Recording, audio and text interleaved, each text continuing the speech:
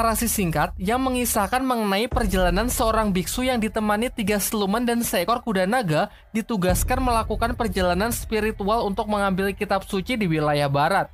Perjalanan yang penuh halangan dan rintangan pun berhasil mereka lewati bersama hingga akhirnya sampailah mereka di tempat tujuan dan mendapatkan kitab suci yang disebut api penyucian. Api penyucian sendiri ialah sebuah benda misterius yang menyimpan energi spiritual yang sangat besar dan hanya orang baik sajalah yang dapat memanfaatkan kekuatan sejati dari benda tersebut.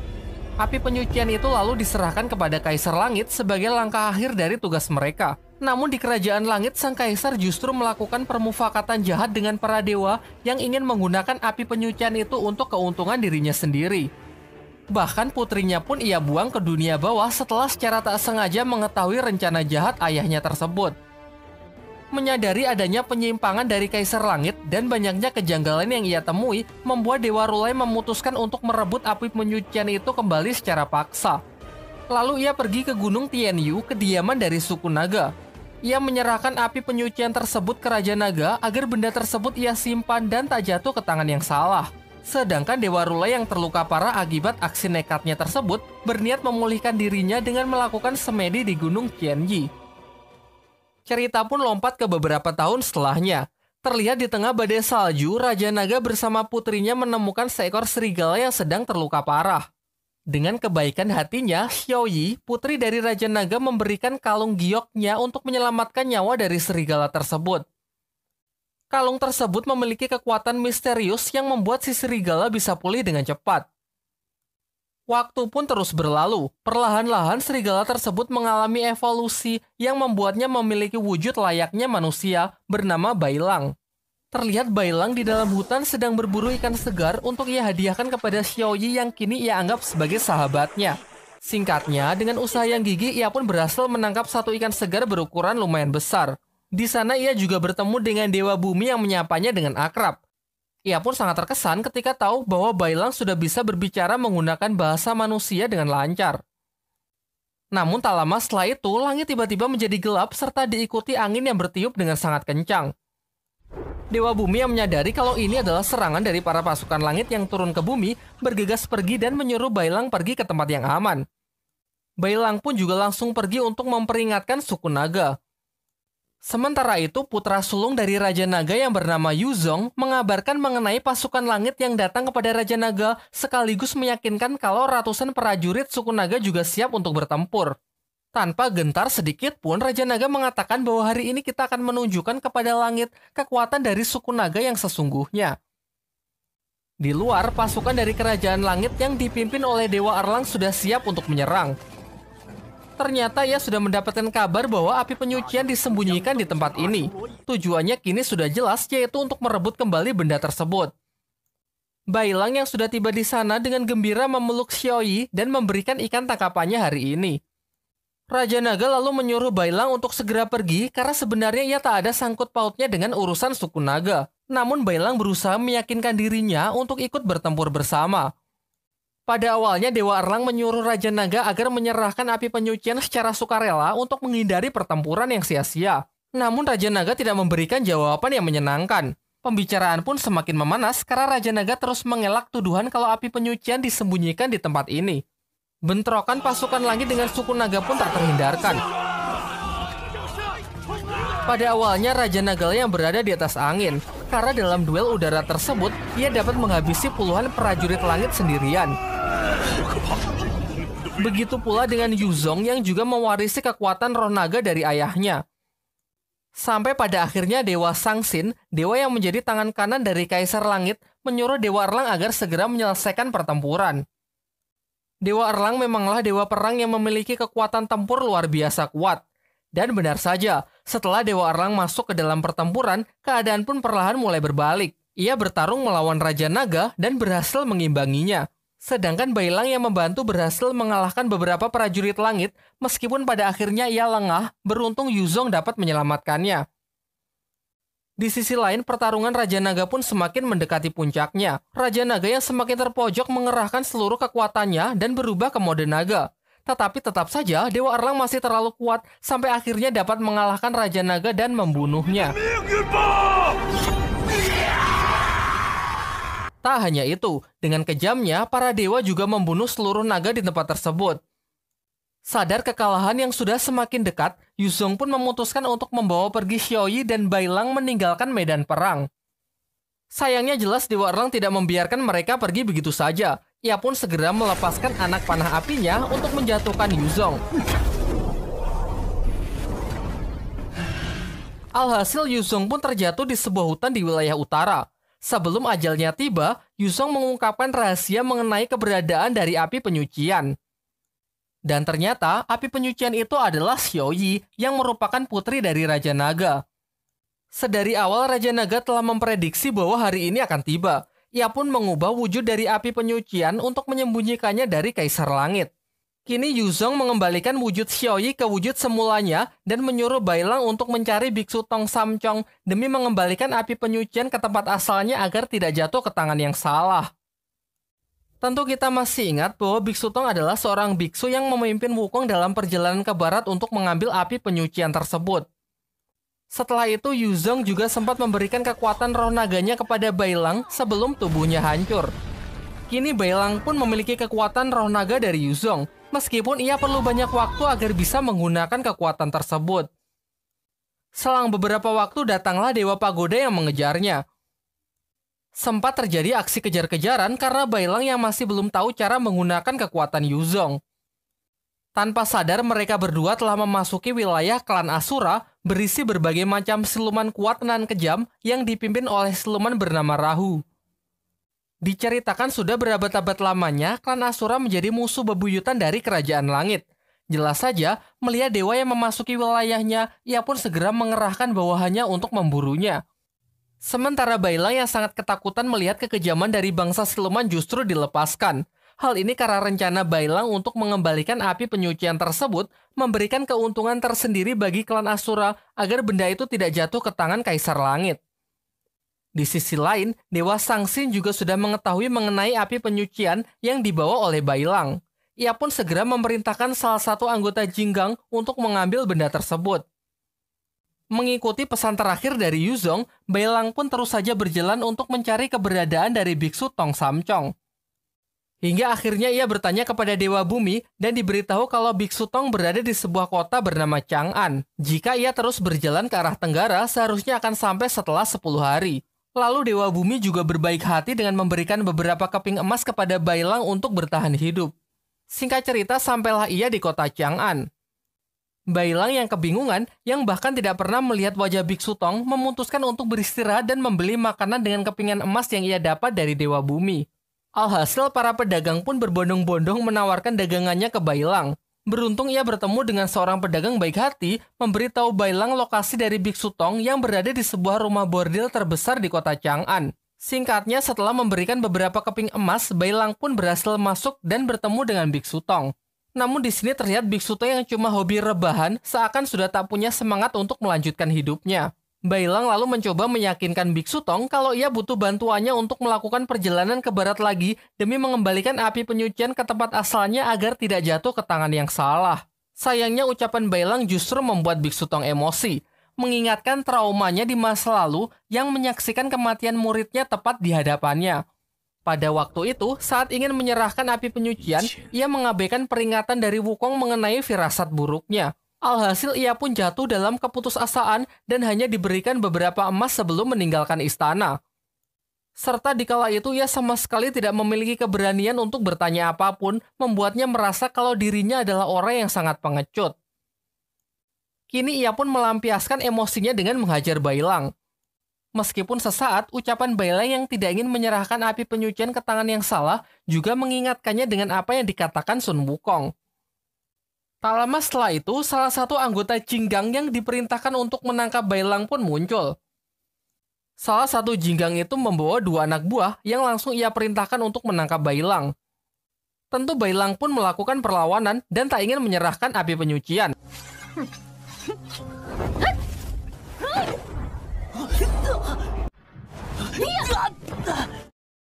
Sedangkan biksu Tong yang sudah pasrah hanya diam karena tak ingin ikut campur. 2 prajurit itu saja sudah membuat Bailang kewalahan. Sampai akhirnya dalam kondisi yang terdesak, ia berhasil menggunakan kekuatan Yuzong untuk mengalahkan mereka. Kini giliran Jinggangla yang turun tangan secara langsung. Namun ternyata serangan Bailang sebelumnya sangat menguras energinya. Ia pun sama sekali tak bisa melakukan perlawanan untuk menghadapi Jinggang tersebut. Meskipun sudah dihajar habis-habisan, dengan seluruh sisa tenaganya, Bailang tetap berusaha melindungi api penyucian tersebut. Sementara itu, Biksu Tong merasa sangat kesal karena ia harus mengalami trauma ini lagi. Tak lama setelah itu, ia ditemui oleh Xiaoyi yang merupakan perwujudan dari api penyucian. Xiaoyi mengatakan agar tidak menyerahkan dirinya kepada Kaisar Langit. Dari sini terungkap bahwa ia sebenarnya sudah memperingatkan hal ini kepada Sun Wukong saat itu melalui mimpi. Namun Biksu Tong malah menganggap kalau hal itu adalah bisikan iblis yang hanya ingin mengganggu. Meskipun pada akhirnya ia pun menyesal karena tidak mendengarkan peringatan Wukong waktu itu. Kembali ke tempat Bailang, di sana ia masih diajar habis-habisan oleh anggota Jinggang. Sampai ia pun berteriak meminta tolong kepada Biksu Tong agar bertindak. Sontak hal ini membuat Biksu Tong teringat dengan Wukong yang dulu meminta hal yang sama. Karena tak ingin mengulangi kesalahan untuk kedua kalinya, Biksu Tong pun kembali bangkit dan segera datang untuk membantu Bailang. Ia pun bertekad untuk menulis ulang sejarah dengan bersedia untuk melakukan perjalanan kembali demi mengembalikan api penyucian ke tempat asalnya. Ternyata Biksu Tong juga merupakan seorang fighter yang sangat kuat. Ia bahkan mempersilahkan Jinggang itu untuk segera pergi agar kekalahan tidak mempermalukannya.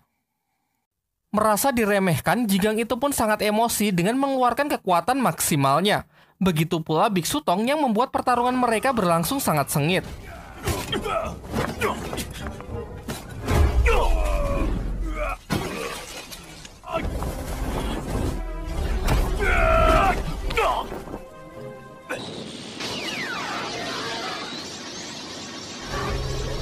Di sisi lain, Bailang yang sudah kehabisan tenaga mengingat kembali masa lalunya saat diselamatkan oleh Xiaoyi menggunakan kalung giok yang hingga sekarang masih ia kenakan. Kemudian ia juga sangat dekat dengan Raja Naga, bahkan sudah menganggap suku naga sebagai keluarganya sendiri. Sayangnya sekarang seluruh suku naga sudah lenyap karena dibantai dengan kejamnya oleh para dewa. Hal ini kemudian memicu amarahnya sehingga ia bisa kembali mengeluarkan kekuatan roh naga Yuzong untuk mengalahkan Jinggang tersebut.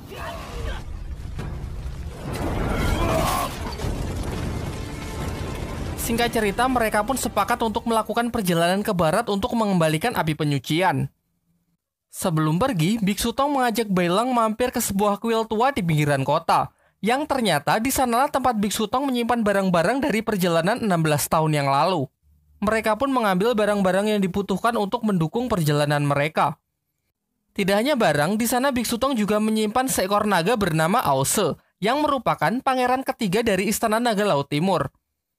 Dulu Aose juga berperan penting dalam perjalanan ke barat dengan wujudnya yang menjadi kuda putih sebagai kendaraan dari Biksu Tong.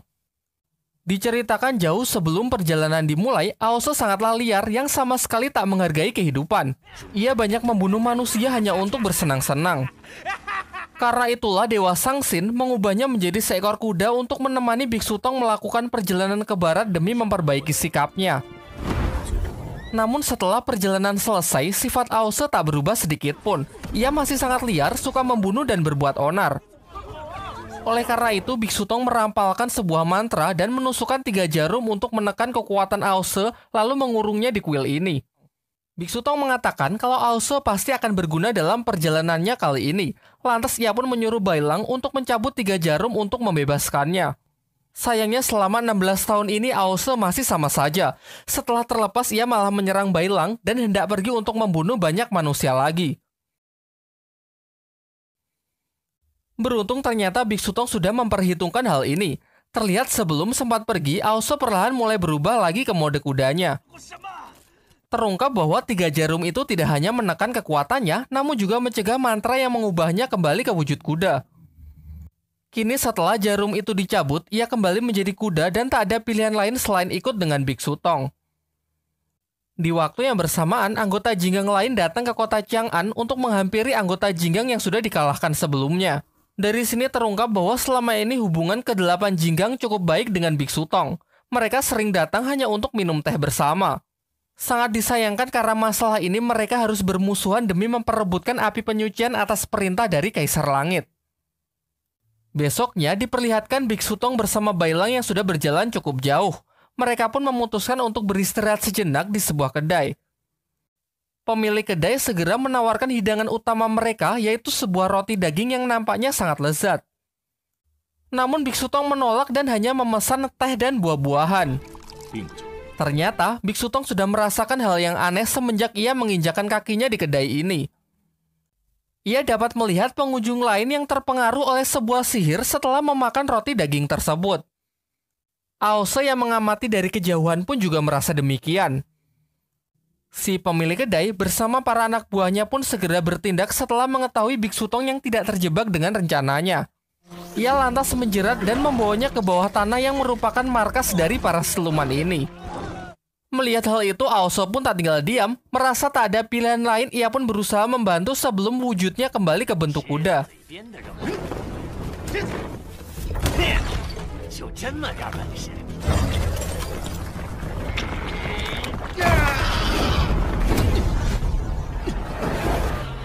Pertarungan pun tak terhindarkan. Namun sayangnya, Aose tidak bisa mengerahkan seluruh kekuatannya karena 3 jarum besi yang masih tertancap di tubuhnya. Bahkan ia sendiri kesulitan fokus karena terus menghitung sisa waktu yang ia miliki sampai kembali ke wujud kuda jika jarum itu dilepas. Hingga pada akhirnya dengan tangannya sendiri, ia pun mencabut 3 jarum itu demi mengalahkan siluman tersebut.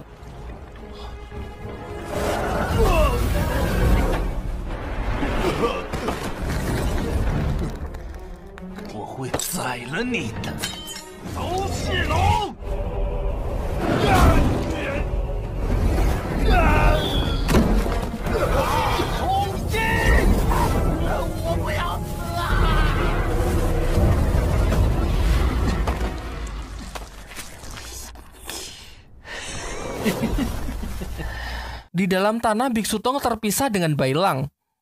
Diperlihatkan Biksu Tong bertemu dengan seorang anak yang juga sedang terperangkap. Anak itu pun lantas mengikuti Biksu Tong karena Biksu Tong memancarkan sebuah cahaya yang mencegah makhluk jahat bisa mendekat. Selain itu, Biksu Tong juga berusaha mencari tahu asal-usul dari siluman di tempat ini. Diceritakan pada awalnya, tempat ini adalah sebuah desa. Suatu ketika, seorang ibu melahirkan bayi yang sangat mengerikan, diduga adalah jelmaan dari iblis. Sang suami pun berusaha melindungi keluarganya dari amukan warga yang hendak membunuh bayinya.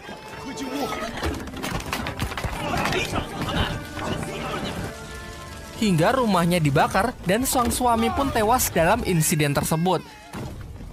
Dengan kebencian hati yang sangat mendalam, mengubah ibu itu menjadi siluman yang memangsa manusia. Di sisi lain, Bailang berhasil menemukan lokasi dari sang siluman bersama anaknya yang juga menjadi siluman. Terjadilah pertarungan yang lumayan sengit.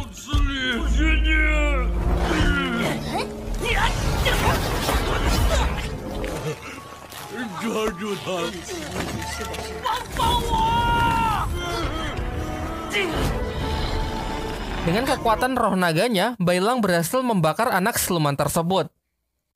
Membuat sang ibu sangat murka dan berniat membunuh Bailang. Di saat-saat genting beruntung Biksu Tong datang untuk membantunya, begitu pula dengan Aose. Sehingga akhirnya mereka pun berhasil mengalahkan siluman tersebut.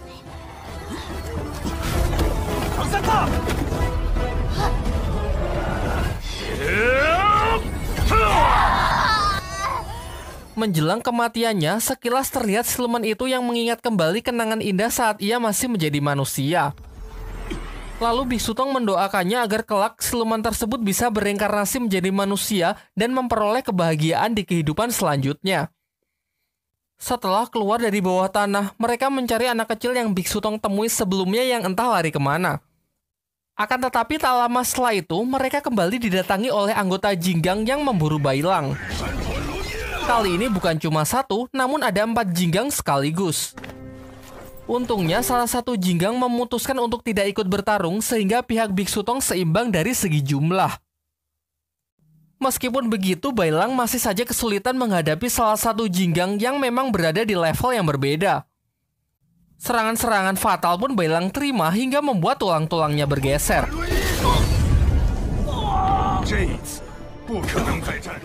Namun di saat terdesak, Bailang meluapkan seluruh emosinya dan berhasil melepaskan kekuatan tersembunyi di dalam dirinya.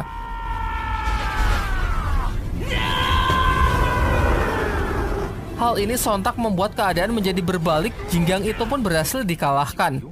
Sementara itu, Biksu Tong terlihat sangat kesulitan berhadapan dengan Jinggang yang ia lawan. Ia pun terkunci yang membuatnya tak bisa bergerak. Melihat Biksu Tong yang sudah tidak berdaya, membuat Aosu berpikir untuk menghabisinya agar kutukannya bisa hilang. Namun secara mengejutkan ia berubah pikiran dan malah menyerang Jinggang itu dengan alasan kebenciannya kepada para dewa jauh lebih besar. Lalu mereka juga melawan Jinggang pengguna teknik segel. Beruntung Aosu dengan kekuatannya mampu mengalahkan Jinggang tersebut.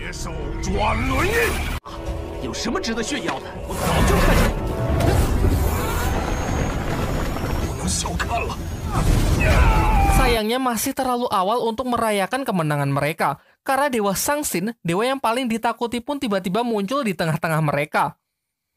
Aosu berhasil ia ringkus menggunakan cengkeraman burung Kochiyose-nya. Sementara Biksu Tong juga dibuat tidak berdaya dengan dimasukkannya ke dalam ilusi tiada akhir.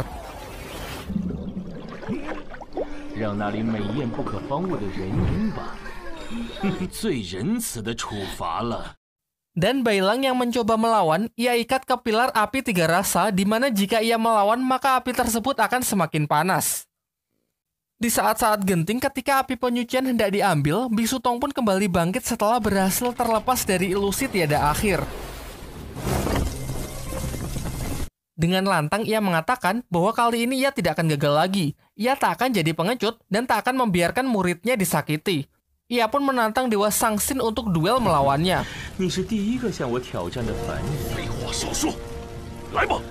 Tetapi sebelum pertarungan dimulai, Bailang dapat lolos dari pilar api.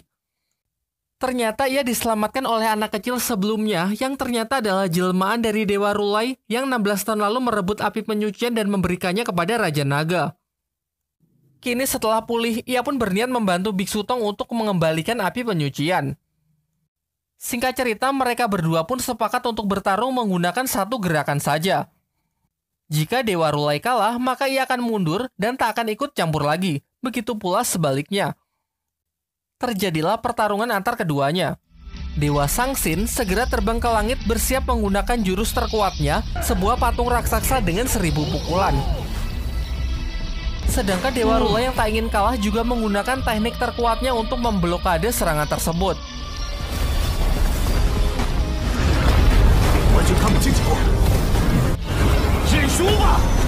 Sampai akhirnya karena terlalu fokus memperkuat serangan, Dewa Sangsin pun lengah dan dimanfaatkan Dewa Rulai untuk melepaskan serangan dari jarak dekat.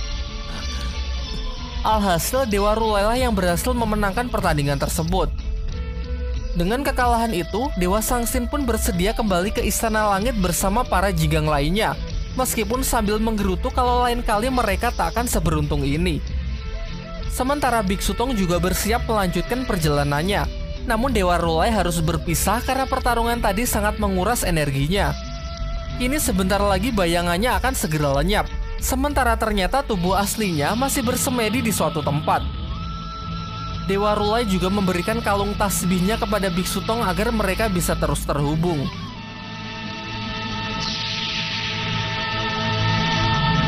Dan perjalanan pun kembali mereka lanjutkan.